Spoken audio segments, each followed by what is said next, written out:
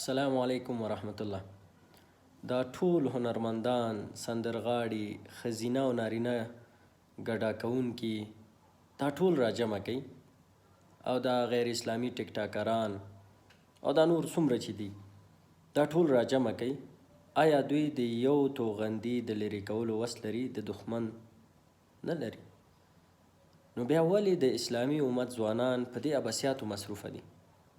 شپه ورځ تاسو ټول اسلامي هیوادونو ته لاړ شئ، ډیری اسلامي هیوادونه ځوانان یې وګورئ ټول په همدې باندې مصروف دي، یا په سینماګانو مصروفه دي، یا په ګډاګانو مصروفه دي، او یا اجړاګان دي، یا نور دي همداسې ګرد شپه ورځ د دوی همدی سر او کار دی.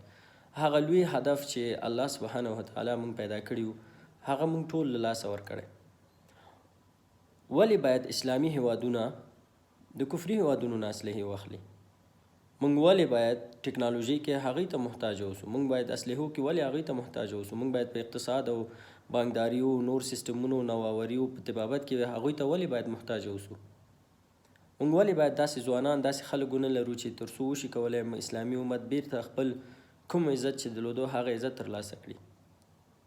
نو په دې کې ټول ملامت یو، ځکه چې هغه لوی هدف چې کوم دی موږ هغه هدف خپل ماشومانو خپل ځوانانو ته نه دی ورکړی، او دښمن چې کوم هدف لري هغوی په تلویزیونونو په نورو لارو په مختلفو برنامو باندې چې دغه ځوانان د اسلامي فکر او د اسلامي هدف څخه منحرف کوي هغوی دې کې ډېر زیات کامیابه وو.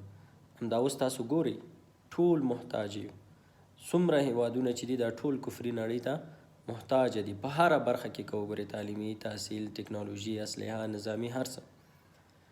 مونږ یې په ده باندې دوکه کړو چې تاسو قلم راواخلئ، سمه ده، او اسلحه پرېږدئ، یا موږ اسلحه کله کو نیوله قلم هم پرېښودو، هغوی هم اسلحه راواغستله او هم قلم یې راواغسته. په دواړو کې پرمختګ وکړو، هم اسلحې نګاه نظامي نګاه نه پرمختګ وکړو او هم علمي نګاه نه پرمختګ وکړو.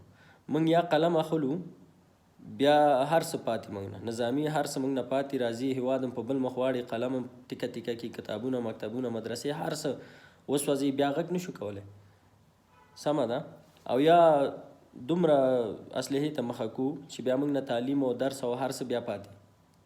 نو ښه دا ده چې زما هیله د ټولو علماو، دعوتګرانو، د ټولو نه دا ده چې راځئ واقعا اسلامي فکر ته کار وکړئ، اسلامي ځوانانو ته داسې روحیه او داسې فکر ورکړئ تر څو دوی وشي کولی چې د خپل وخت څخه کار واخلي، د دوی په فکرونو کې د اسلامي امت هدف، د اسلامي نظام قایمول هدف په فکرونو کې ورته پیچکاري کوي، تر څو دوی ټول ژوند هدف همدا یي، دوی د خپل ژوند هدف ته ځان ورسوي.